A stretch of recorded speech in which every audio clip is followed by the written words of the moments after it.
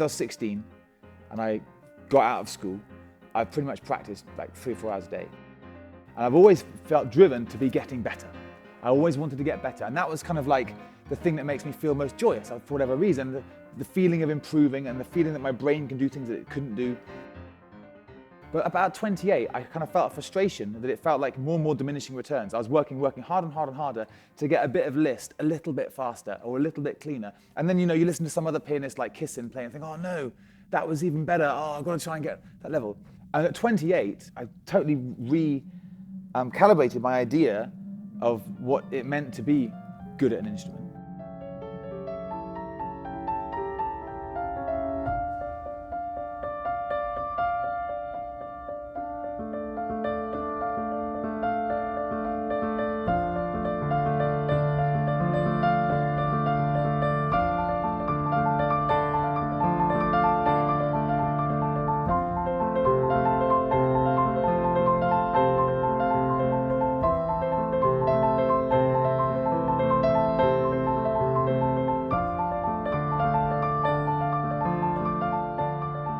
Rather than looking at how fast and how clean, it's how many speeds and how many permutations of speeds, and then how many ways can you juggle those speeds and how many ways can you change and switch those speeds. And there's all these new areas of difficulty to explore that I was right at the beginning of. So I wanted to randomize my practice in a way that meant I was always doing something new with my brain and not falling into ruts, not falling into grooves, as I see everyone around me doing. It's like it more came from a criticism of everyone's just doing the same thing and seeing they fall into a groove. How can I prevent that happening myself? So I made this system, 96 modes. And then I can roll a dice. So this is what the dice represent you. So you've got, first of all, I've got a cubic dice here, which tells me which of the 6 sectors I'm going to use. And the 2 tetrahedrons tell me, within that sector, which of the boxes to play. Because 2 tetrahedrons, 4 times 4 is 16 boxes. Then I've got a dodecahedron, 12-sided, to tell me what key I'm starting in, because there's 12 keys. So it's this particular scale in this particular key. Then I've got a dodecahedron, another key, to tell me what key I'm going to land in. I'm going to modulate. So I'm moving from one key to another key within that mode. The black and white dice tell me where I start on this chart here, which is my polyrhythms. This tells me which polyrhythms to play. So if I've got 5 and a 4 there, that's 1, 2, 3, 4, 1, 2, 3, 5, so that'll be 7 over 3. And then I've got isosahedral dice for the phase patterns here, whether it's 6-phase, a 2-phase, a 3-phase, a 4-phase, or a 5-phase, and what kind of phase pattern these are. So I've got like arpeggio phase patterns, scale phase patterns, repeating note phase patterns, and phase patterns with gaps in. And from there, I can make a note of what I've done. So for instance here, this tells me on which date, what sector I'm in, what group I'm in, what key I'm in, what key I'm going into, what my phase patterns are. That's the box that corresponds to up here.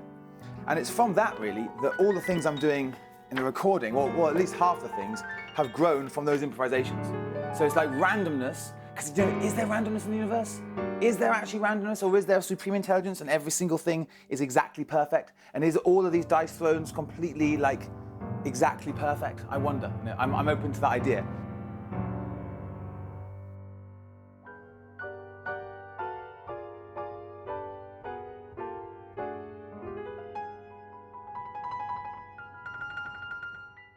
I've had the chart for a year, but there have been charts before that chart, lesser charts, which have been going on for 3 or 4 years. I've been playing with modes, exploring what modes are usable, how usable, what modes are possible even, what modes do, It's like if you have this scale and you pull the chords out, what happens? Mixing the modes with the polyrhythm really excites me enormously. The kind of sounds that come out, the combination of those two things. They're 2 kinds of new things, but very, very, very different in their mathematicalness and their mathematical conceptualization.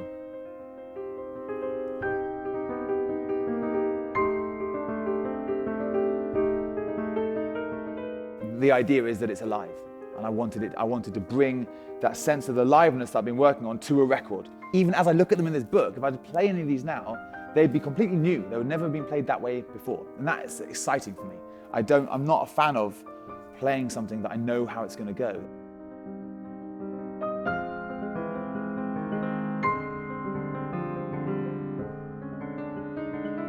I want every track to fade in and fade out. That was like the concept of the record. I want every track to fade in and fade out because everything is transition. Everything's always in transition all the time. There isn't a sort of a beginning point and an end point. The mind wants an end a lot of the time, or beginning, or makes beginnings and makes ends, but they're usually, the whole idea of beginnings and ends is a little bit burdensome. There's a constant transition in life.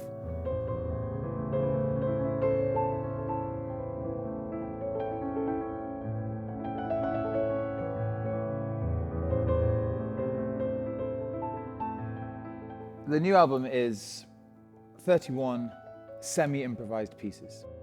There are 16 which are polyrhythmic, multi-tempo. There are 8 that are free time, they've got no tempo, so they're just timeless. There's another 4, I call them Q beats. They're strict tempo, but they're very scattered, unpredictable rhythms.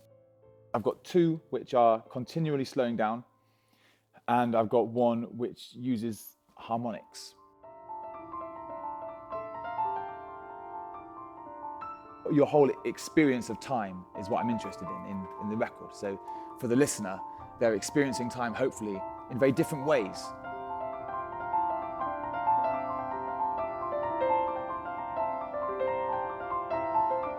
Each piece has got a different kind of loop.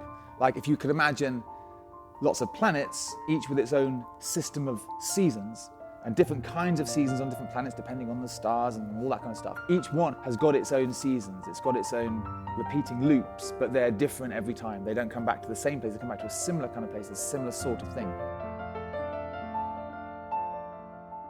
So from the listener's point of view, you are fading into this world that's going on, and then you come out of it with the impression that it's always been going on and it will continue to go on after you've left. Nature is definitely the biggest inspiration. If you look at trees, look at water, and all the really, really beautiful things, they're beautiful because there's these underlying mathematical laws which are finding expression in these things. You know, all of the laws of nature are contriving towards making all this beauty. And so with the pieces, I'm trying to make laws, polyrhythmic laws, phasing laws, modal laws, structural laws, that if I can make good laws, then something interesting or beautiful should come out of it. And it's like that's kind of the way I'm thinking. How is nature beautiful? Why is nature beautiful? To understand that. And I'm very interested in that. I'm very interested in the beauty of nature, and the mathematics of it, sure, but lots of different aspects of it. The patterns of waves on the water, for example, the way they move over each other and they create an interference pattern. So you've got the waves from the swan going this way, and you've got the waves from a boat coming back this way, and as they cross each other, they make an interference pattern, just like 2 different speeds. As they cross each other, they make an interference pattern of the 2 speeds, which is like a multi-dimensional kind of pattern. The polyrhythm particularly, one of the kind of intentions or one of its designs is that it can jumble the mind so much as to still the mind, you know? Like when there's too much going on to be able to pick out, that your mind just sort of just steps back and just allows it. In that moment, I think one can have an experience of something different, maybe something deeper, maybe something transcendental.